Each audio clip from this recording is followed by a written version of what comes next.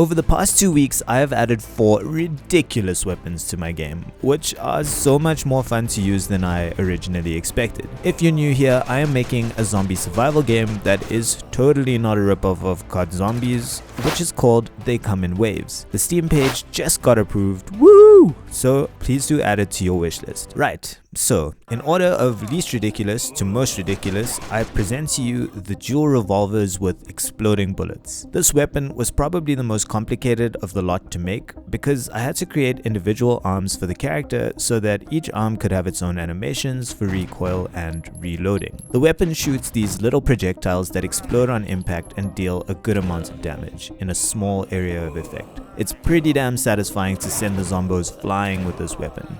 Let me know what you think of this and all the other weapons in the comments below. Your feedback is super important and I promise to use it to make a decent game. After making this weapon, I was kinda stuck because I wasn't sure how I wanted the player to acquire it. I know COD Zombies has the concept of the mystery box, but I don't really like the idea of just spinning a wheel and hoping for the best over and over. So instead, I decided to make an inventory system. The idea being that you will need to search the map for blueprints or plans, and the plans will tell you what parts you need to find around the map to create the weapon. I think this encourages the player to explore the map and find all the weapons there are to be created. I made it so that before you can build any weapons, you need to craft a workbench. The plans for the workbench will spawn in the same area as the player does, but the weapon plans will spawn randomly around the map, and so will the parts that are required to create the weapons. By the way, you can find affiliate links to all the assets I used for the items and everything else in the comments below. At the time of releasing this video, many assets are still 50% off, so grab them whilst you can. After making the plans and items for all 4 of the weapons, I realized it would have been much easier and less time consuming to make a mystery box and just randomly spawn weapons. But I've already come this far and I think it's pretty fun. That being said, let me know whether you prefer the mystery box or the idea of collecting plans and items to craft your own weapons. Moving on to weapon 2 of 4, the saw launcher. Man, I had a lot of fun with this one. The saw launcher launches circular saw disc projectiles.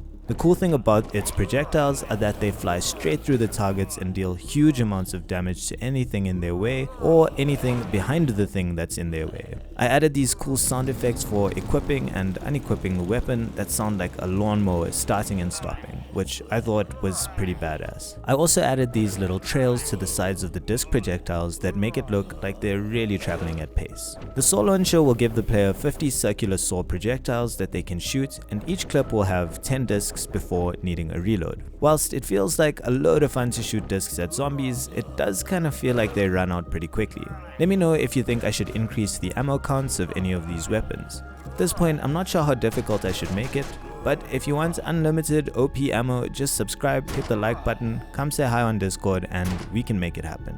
Weapon 3 of 4 is the speaker bomb, which is totally not stolen from the COD Zombies monkey bomb at all. It works entirely differently.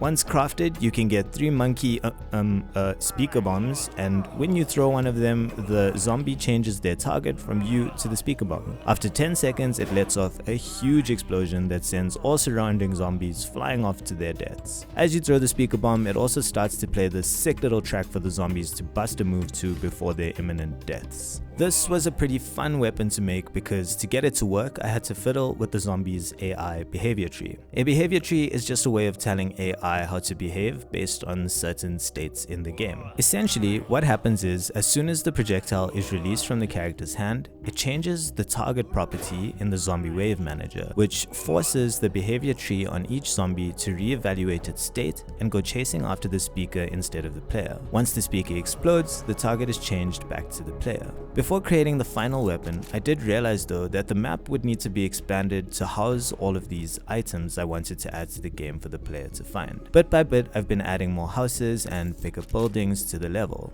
I've actually started to get into the story of the world you're in a little, which I found to help me build out the world in a more logical way. Right now, I'm imagining a peaceful little town, quiet and humble, that starts to get taken over by big corporate and continues to expand. Some of the smaller houses refuse to cede ownership and stand their ground. This battle continues on, and apartment buildings and offices start to expand.